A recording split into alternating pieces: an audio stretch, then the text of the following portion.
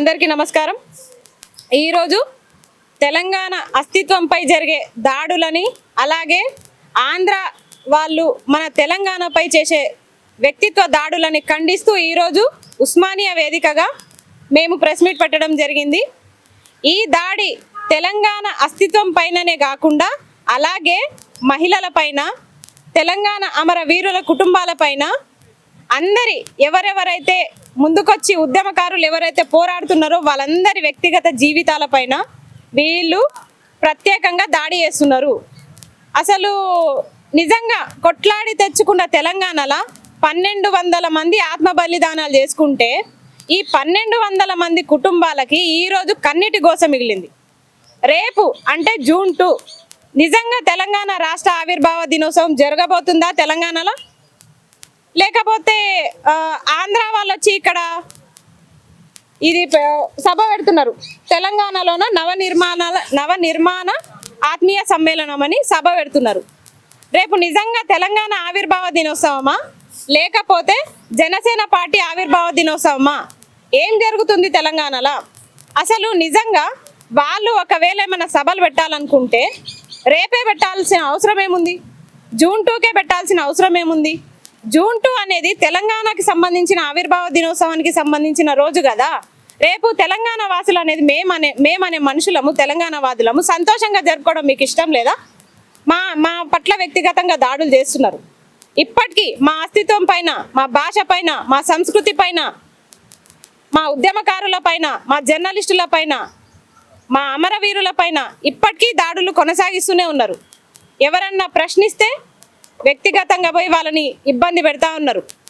అమరవీరుల కుటుంబాలు ఈరోజు అసలు తెలంగాణ కోసం ఎందుకు బలిదానాలు చేసుకున్నామా అని బాధపడే రోజు ఈరోజు వచ్చింది। ఎవరి కోసం తెచ్చుకున్న తెలంగాణ ఇది? నిజంగా మన కోసమేనా? నీళ్లు నిధులు నియామకాలు అని తెచ్చుకున్న తెలంగాణలో ఈరోజు నీళ్లు నిధులు నియామకాలు పక్కన పెడితే అస్తిత్వాన్ని కాపాడుకోవడం కోసం కూడా మనము ఉద్యమాలు చేయాల్సిన పరిస్థితి వచ్చింది। ఇప్పటికీ నిజంగా తెలంగాణ పదం వచ్చింది అనే మాటనే తప్ప ఇప్పటికీ ఆంధ్ర పెత్తందారుల పాలననే ఇప్పటికీ నడుస్తుంది తెలంగాణలో। వాళ్ళే పాలన చేస్తున్నారు। నిజంగా అసలు ఛాలెంజ్ చేసి మరీ చెప్తున్నారు జూన్ 2కి ఇక్కడ సభ పెడతామని। అసలు కత్తి ఆంధ్రోలదే కానీ పొడిచేటోళ్ళు మాత్రం మనోళ్ళే, మన తెలంగాణ వాసులే। నిజంగా అసలు మీరందరూ కూడా నిజంగా తెలంగాణ బిడ్డలేనా? తెలంగాణలో పెరిగిరా? మీలో ప్రవహించేది తెలంగాణ రక్తమేనా? మర్చిపోయిరా తెలంగాణ ఎక్కడి నుంచి వచ్చింది, ఎట్లొచ్చింది, ఎంతమంది బలిదానాల వల్ల తెలంగాణ ఏర్పడ్డది? ఈరోజు మర్చిపోయి ప్రొఫెసర్ నాగేశ్వర్ సార్ విషయంలో ఒక పోరాటం మొదలై ఈరోజు మొత్తానికి మన అస్తిత్వాన్ని వాళ్ళు దెబ్బతీసే విధంగా ఈరోజు మొత్తం జరుగుతుంది। పృథ్వన్న మీద దాడులు, కోడి చెరువు గురించి ప్రశ్నించినందుకు రగన్న మీద కేసులు, మేము ఆ రోజు ప్రశ్నించినందుకు మా మీద, జర్నలిస్టుల మీద, మహిళల అనే కనికరం లేకుండా మొత్తం మా మీద కూడా మా వ్యక్తిగతంగా దాడులు। అసలు నిజంగా మీరు జనసేన పార్టీ సైనికుల లేకపోతే రజాకార్ల? చెప్పండి। అసలు మీరు నిజంగా తెలంగాణలో తెలంగాణ బిడ్డలమనే మర్చిపోయి తోటి తెలంగాణ మహిళలు మా సోదరులు అనే భావం కూడా లేకుండా ఈరోజు మీ నాయకుడి కోసం మమ్మల్ని ఇబ్బంది పెడుతున్నారు। అంటే జనసేన సిద్ధాంతాలు మీకు ఇవే చెప్పినాయా? ఏం చెప్పినాయి సిద్ధాంతాలు? మహిళల్ని ఇబ్బంది పెట్టమని చెప్పినాయా? తెలంగాణని మర్చిపోయి మీరు నా కోసమే పనిచేయమని చెప్పినాయా? అమరవీరుల కుటుంబాలను ఏడిపించమని చెప్పినాయా? వాళ్ళ కన్నీటిని తుడవని చెప్పినాయా? లేకపోతే వాళ్ళ కన్నీటిని కాకపోతే రక్తపు ధార వాళ్ళ కళ్ళ నుంచి వచ్చేటట్టు చేయమని చెప్పిరా? ఏం చెప్పిరు జనసేన సిద్ధాంతాలు? మీ నాయకుడు నేను మొన్న ఒక సభలో ఒక ప్రెస్ మీట్లో తమ్ముడు అన్న అని చెప్పేసి అంత ఫీల్ అయిపోతున్నారు కదా మీరు। మరి ఆ ఫోన్ ఇటు ఒకసారి, మీరు వయసులో పెద్దవారు 70 సంవత్సరాలున్న మోహన్ బాబు గారిని ఒక సభలో తమ్ముడు అని సంబోధించారు। ఇప్పుడు నేను మిమ్మల్ని తమ్ముడు అంటే మీకు అంత బాధ కలిగింది కదా అన్నవరం గారు, మరి మీరు కూడా మోహన్ బాబు గారిని వాళ్ళ వయసుని మర్చిపోయి కూడా 74 ఏళ్ళ వయసున్న పెద్ద మనిషిని ఈరోజు కనెక్షన్ కింగ్ని, డైలాగ్ కింగ్ని, నట కిరీటి ఆయనని పట్టుకొని మీరు తమ్ముడు అని సంబోధించలేదా? సంబోధించలేదా? ఇందాక మన తమ్ముడు మోహన్ బాబు గారు అన్నట్టుగా వినండి.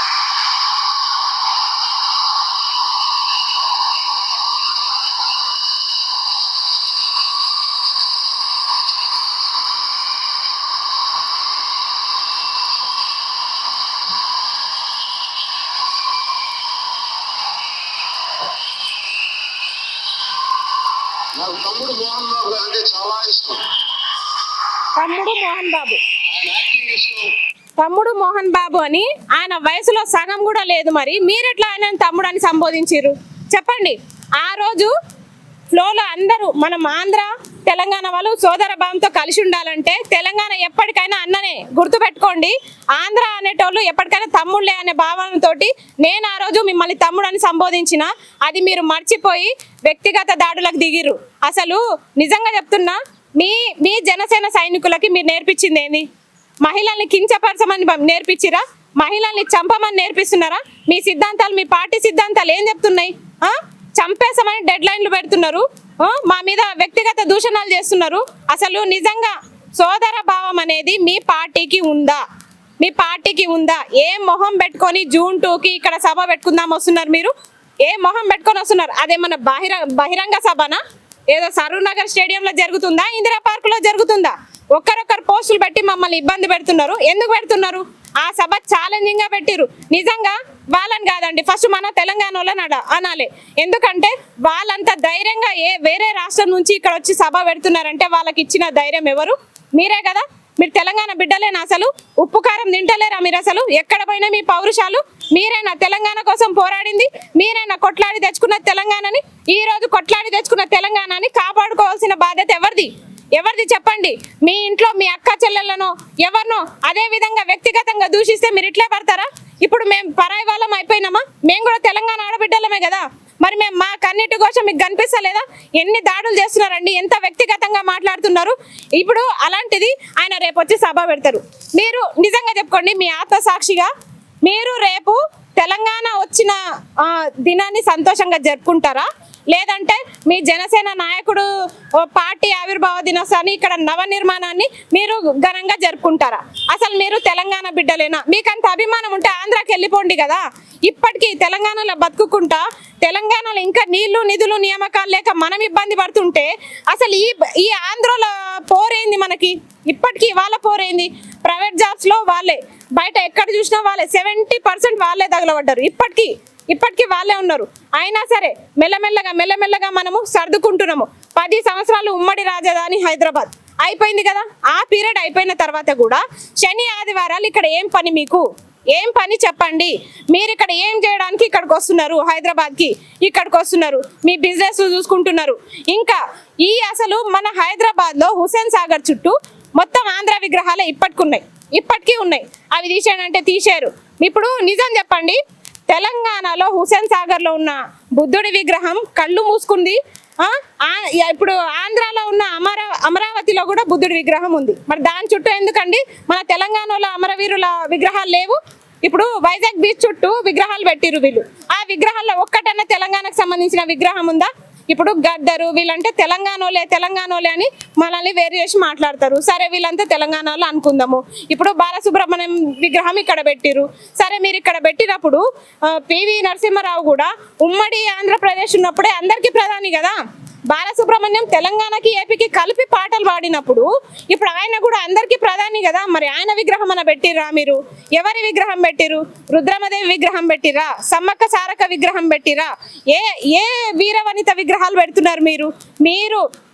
నిజంగా చెప్తున్నా, మీరు విగ్రహాలు తీసుకొచ్చి మొన్న ఎన్టీఆర్ విగ్రహం పెట్టిరు. మెల్లమెల్లగా ఆ విగ్రహాలకు ప్రాణం పోస్తూ మెల్లగా రేపేమో ఈయన ఎంటర్ అవుతున్నాడు. అసలు తెలంగాణలో పార్టీలను మేము ఏర్పాటు చేసుకున్నది ఎందుకు? స్పెషల్ గా తెలంగాణ కోసమే కొన్ని పార్టీలు మేము స్థాపించుకున్నాం. ఎందుకు స్థాపించుకున్నాము? మాది మేము సపరేట్ గా చేసుకుందామనే కదా. గత 400 సంవత్సరాల నుంచి మేము నష్టపోతూనే ఉన్నాం తెలంగాణ వాసులము. అన్ని రకాలుగా మా నుంచి మనులు, మాణిక్యాలు, వజ్ర వైడూర్యాలు అన్ని దూరం అయిపోయినా మా మీద నమ్మకంతో తెలుగు నేల, తెలుగు మట్టి నేల, ఈ తెలంగాణ నేల మీద నమ్మకంతో ఇక్కడ బతుకుతున్నాం. అవేవి లేకపోయినా, ఆస్తుపాస్తులు లేకపోయినా, ప్రేమాభిమానాలతోటి మేము ఎలాగైనా ఇవన్నీ తిరిగి సంపాదించుకుంటున్నాం అనే సంకల్పంతో ఉద్యమకారులమంతా ప్రతి దాంట్లో పోరాడుకుంటూ ఈ రోజు దాకా కూడా ప్రతి దాంట్లో ఉక్కుపాదం మోక్కుంటూ మేము పోరాటమే మా జీవితంగా మేము బతుకుతుంటే, మా బతుకులు ప్రతి దాంట్లో పోరాటమే. తెలంగాణ వాసులం దేంట్లో అండి మేము కొట్లాడి సాధించుకుంది ఏముంది చెప్పండి?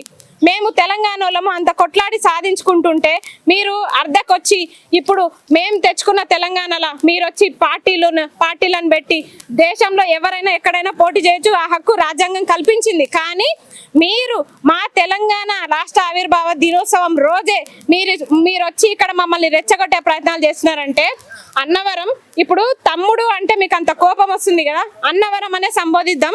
నిజంగా మీ పార్టీ సిద్ధాంతాలు ఏంటి, ఏం చెప్తుంది చెప్పండి? మీరు నిజంగా 10 మందికి మీరు నేర్పించాలి, మీ సైనికులకి చెప్పాలి. కానీ అలాంటిది ఈరోజు మీరు ఏం చెప్తున్నారు? మీ సైనికులకి కొట్టమని చెప్తున్నారా, చంపమని చెప్తున్నారా, అమ్మాయిల్ని ఇబ్బంది పెట్టమని చెప్తున్నారని నేను నా నోటితో చెప్పలేకపోతున్నా. కానీ ఏంది అసలు ఈ కామెంట్లు ఏంది, ఈ కథ ఏంది? అసలు కొన్నే తీసుకొచ్చినాం కానీ అసలు అని చెప్పలేకపోతున్నాం ఆడపిల్లలం. ఏంది అసలు ఈ కామెంట్లు ఏంది, కథ ఏంది? అసలు చంపేశారా? అమ్మాయిలని చెడపగొట్టి చంపేస్తామని చెప్పేసి, రేప్ చేసి చంపేస్తామని బెదిరిస్తున్నారు, డెడ్ లైన్లు పెడుతున్నారు, జూన్ 15 వరకు చంపేస్తామని చెప్పేసి పేర్లతో సహా ఐడీలతో సహా పెడుతున్నారు. ఇంకా మేము కొన్నే బయట పెడుతున్నాం, చాలా ఉన్నాయి. కావాలంటే ఇన్స్టాలో వెళ్ళి చూడండి, మేము పెట్టిన వీడియోస్ కింద. ఇంత ఇబ్బంది పెడతారా తెలంగాణ మహిళల్ని? తెలంగాణ బిడ్డలంటే మీరు ఏమనుకుంటున్నారు? చాకలి ఐలమ్మలు, సమ్మక్క సారక్కలు, రుద్రమ దేవులు, ఝాన్సీ లక్ష్మీబాయిలు ఏమనుకుంటున్నారు తెలంగాణ బిడ్డలంటే? మీరు ఒక్కొక్కరిది తోలు తీస్తాం చెప్తున్నా. పవన్ కళ్యాణ్ గారు మీ జనసేన సైనికులకి చెప్పండి, మీరు రాజాకార్ల లెక్క వ్యవహరిస్తున్నారు. మీరు మా గడ్డపైకి వచ్చి మీరు ఇష్టారీతిగా వ్యవహరిస్తే మాత్రం ఊకుండే ప్రసక్తే లేదు. ప్రశ్నించిన ప్రతి మహిళని ఏదో వ్యక్తిగతంగా దూషణలు చేస్తూ అమరవీరుల కుటుంబాలని, వాళ్ళ భార్యలను కూడా వాళ్ళ కుటుంబాలను కోల్పోయే, వాళ్ళ భర్తలను కోల్పోయే ఈరోజు కన్నీటి వేదన భరిస్తున్నారు. తినడానికి తిండి లేకున్నా, తెలంగాణ కోసం వాళ్ళ భర్తలు చనిపోయినా ఈ రోజు దాకా మా కుటుంబాలను చూస్తూ వాళ్ళు సంతోషపడుతున్నారు. అలాంటి మహిళల్ని మీరు ఇబ్బంది పెడుతున్నారు, అలాంటి మహిళల్ని మీరు కన్నీరు పెట్టిస్తున్నారు. పవన్ కళ్యాణ్ గారు మీరు నేర్చుకున్నది ఇదేనా? మీ సంస్కారం ఇదేనా? చెప్పండి. మీరు అంటారు కదా, ఒరే సన్నాసులారా, దద్దమ్మలారా, అది ఇదని రెచ్చగొడుతున్నారు కదా. ఏం రెచ్చగొడుతున్నారు మీరు? యువతని ఎట్లా రెచ్చగొడుతున్నారు? తెలంగాణ యువత గురించి మీకు తెలుసు కదా. జై తెలంగాణ అనందే వీళ్ళు బయటికి రారు. వీళ్ళ ఫస్ట్ మాట జై తెలంగాణ అనే వస్తుందని మీకు తెలుసు కదా. అలాంటప్పుడు జై తెలంగాణ నినాదం వచ్చే మా యువత నోటి నుంచి మీరు ఏం రప్పిస్తున్నారు? రేపు జూన్ 2 అనేది మాకు సంబంధించింది, తెలంగాణకు సంబంధించిన రోజు. ఆ జూన్ 2 రోజు మీరు వచ్చి ఇక్కడ సభ పెట్టాల్సిన అవసరం ఏముంది? ఈ సభకి సహకరిస్తున్న తెలంగాణ యువతకు నేను ఒకటే చెప్తున్నా, మీకు నిజంగా ఆ హీరో మీద అభిమానం ఉంటే 1 గంట సేపు పోయి సినిమా చూడండి. ఆయన సినిమాలు తీస్తాడు కదా, యాక్టర్ కదా, పోయి సినిమా చూడండి. అంతే తప్ప మీరు తెలంగాణ అస్తిత్వాన్ని దెబ్బతీసేటట్టు మీరు రేపు వ్యవహరించే తీరేంది? ఉల్టా మళ్ళా మా మీదనే అక్రమ కేసులు, వ్యక్తిగత దూషణలు ఇవి చేసుకుంటా మమ్మల్ని ఇబ్బంది పెడతారా? పవన్ కళ్యాణ్ గారు మీకు నిజంగా చిత్తశుద్ధి ఉంటే, సిగ్గు శరం ఏమన్నా ఉంటే మీరు అంటారు కదా, నేను అందరినీ సమానంగా చూస్తా, యూత్ అనేటోళ్ళ నా ఆయుధము, యూత్ని నేను క్రమశిక్షణతోటి చేస్తా, క్రమశిక్షణతోటే నా జన సైనికులు ఉంటారని చెప్పేసి మీ క్రమశిక్షణ ఇక్కడ కనిపిస్తుంది. మీ క్రమశిక్షణ మొత్తం తెలంగాణ, ఏపీ మొత్తం చూస్తున్నారు మీ క్రమశిక్షణ ఎట్లా ఉందో. ఒక సైనికుడు ఉండాల్సిన తీరు ఇదా చెప్పండి. ఏం తీరు నేర్పిస్తున్నారు మీ సైనికులకి మీరు? నిజంగా రజాకార్ వ్యవస్థనైతే నేను చూడలే, అప్పుడు నేను పుట్టలే. కానీ ఇప్పుడు నేను ప్రత్యక్షంగా చూస్తున్నా. ఏంది అసలు వ్యక్తిగత దూషణలు ఘోరంగా మహిళలను అయితే ఇష్టారీతిగా మాట్లాడుతున్నారు. ఎందుకు మాట్లాడుతున్నారు అంటే మహిళలు బయటకు వచ్చి ప్రశ్నించడమే తప్ప అయినా మా తెలంగాణ పైన మీ పెత్తనమేంద్ర భయ్ నాకు అర్థం కావట్లే. పవన్ కళ్యాణ్ అనేటోడు నీకేం పని తెలంగాణ రాజకీయాలతోటి? నీకేమన్నా ఉంటే ఆంధ్రాలో చేసుకో. ఒక తెలంగాణ వచ్చినందుకు 11 రోజులు అన్నం తిండి నిద్ర మానేసిన వీరుడివి నువ్వు. ఇప్పుడు తెలంగాణ ఆవిర్భావ దినోత్సవం రోజు ఇక్కడ సభ పెట్టాల్సిన అవసరం అవసరం ఏముంది పవన్ కళ్యాణ్ గారు? ఒకటే ప్రశ్నిస్తున్నా, దీనికి సమాధానం చెప్పండి. మీరు 11 రోజులు నిద్ర తిండి మానేసి తెలంగాణ వచ్చినందుకు బాధపడ్డారు కదా, మరి రేపు మీరు రావాల్సింది తెలంగాణకి కాదు, మరి తెలంగాణకి పిలిచేటోళ్ళు కూడా సిగ్గుశరం ఉండాలి మీకు కొంచెమన్నా. తెలంగాణకి ఏం ముఖం పెట్టుకొని వస్తున్నారు, ఏం ముఖం పెట్టుకొని వస్తున్నారు అని చెప్తున్నాము. తెలంగాణ యువత నుంచి మేము మిమ్మల్ని బైకాట్ చేస్తున్నాము. ఏ మాత్రం సిగ్గుశరం ఉన్నా మీరు రాకండి తెలంగాణకి. మీరు రేపు రావడానికి కూడా మీరు అనర్హులు.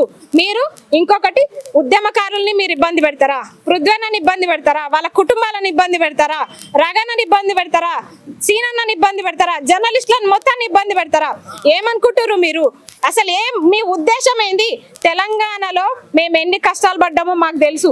ఈ రోజు మెల్లమెల్లగా మేము డెవలప్మెంట్ కోసం మా ప్రయత్నాలు మేము చేసుకుంటూ, మా ప్రభుత్వాలను మేము తిట్టో కొట్టో మేము ఎట్లనో సర్ది చేసుకుంటూ మేము తెలంగాణ నిర్మాణాన్ని ఒక మోడల్ గా మేము ఏర్పాటు చేసుకుంటున్నాం. అన్ని దేశాలు మా వైపు చూసేటట్టు మేము చేసుకుంటున్నాం.